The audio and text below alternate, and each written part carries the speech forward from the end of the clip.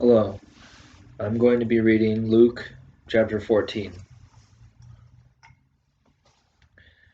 Healing of the man with dropsy on the Sabbath.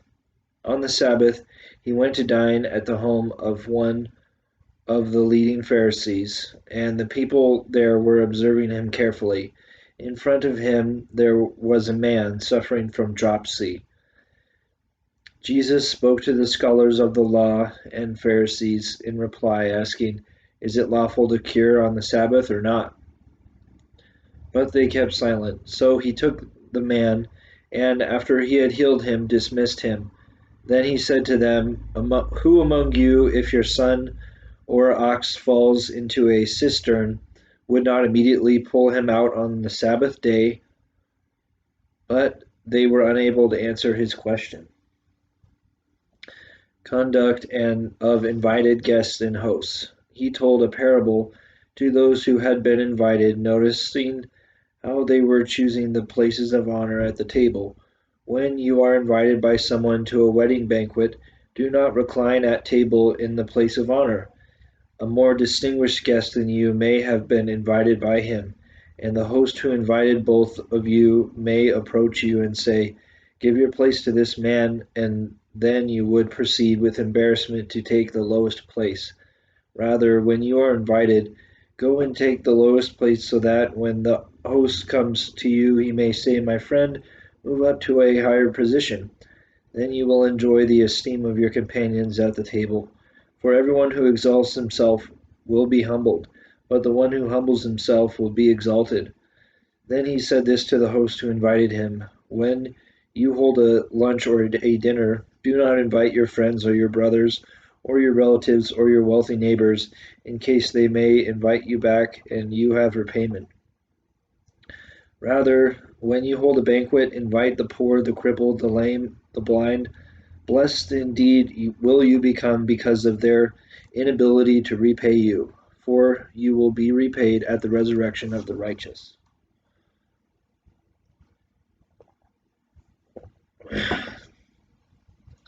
The parable of the great feast. One of his fellow guests, on hearing this, said to him, "Blessed is the one who will dine in the kingdom of God." He replied to him, "A man gave a great dinner to which he invited many. When the time for dinner came, he dispatched his servant to say to those invited, 'Come, everything is now ready.' But one by one they all began to excuse themselves. The first said to him, 'I have purchased a field and must go examine it. I ask you, consider me excused.' And another said, 'I have purchased 5 yoke of oxen and am on my way to evaluate them. I ask you, consider me excused.' And another said, 'I have just married a woman, and therefore I cannot come.'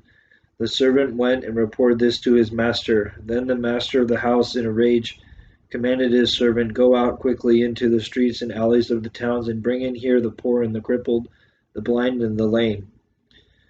The servant reported, 'Sir, your orders have been carried out, and still there is room.'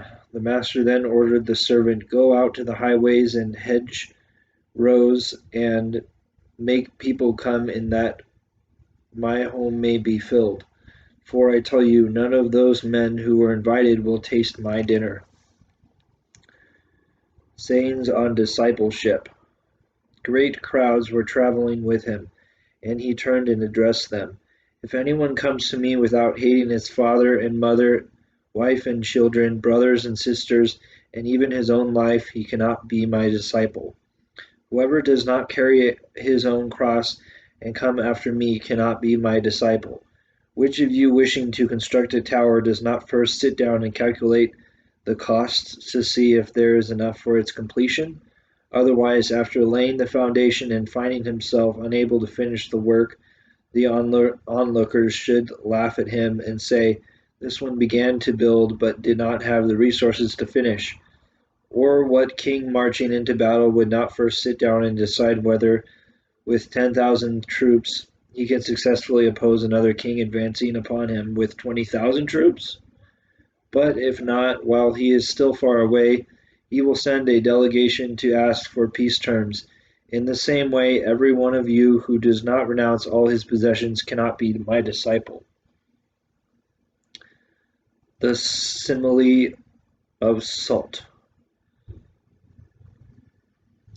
Salt is good, but if salt loses its taste, with what can its flavor be restored? It is fit neither for the soil nor for the manure pile. It is thrown out. Whoever has ears ought to hear.